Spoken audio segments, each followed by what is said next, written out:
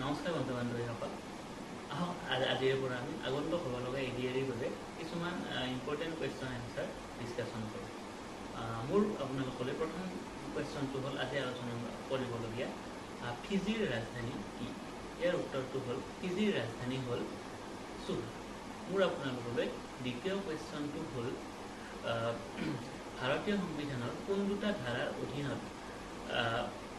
supreme court আৰু হাইকোৰ্টৰ জাজক নিযুক্তি দিয়া হয় ইয়াৰ উত্তৰ দুটা হ'ল সুপ্ৰিম কোৰ্টৰ জাজক নিযুক্তি দিয়া হয় 124 নং ধাৰাৰ অধীনত আৰু হাইকোৰ্টৰ জাজক নিযুক্তি দিয়া হয়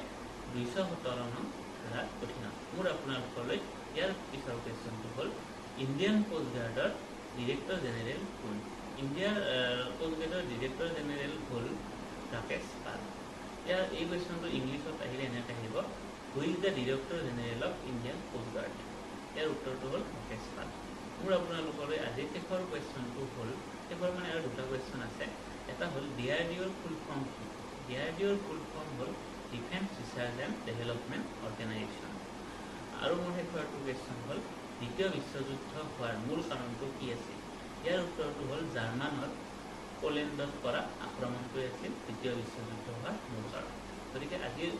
কুৱেশ্যন এইখিনি মোৰ মতে ইম্পৰ্টেণ্ট কুৱেশ্যন বুলিয়ে মই আচলতে ভাবোঁ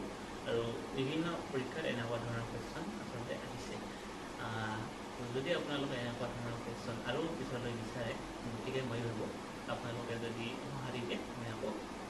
পৰৱৰ্তী সময়তো এনেকুৱা ধৰণৰ কুৱেশ্যন আপোনালোকলৈ দি গৈ থাকিম ধন্যবাদ শুভৰাত্ৰি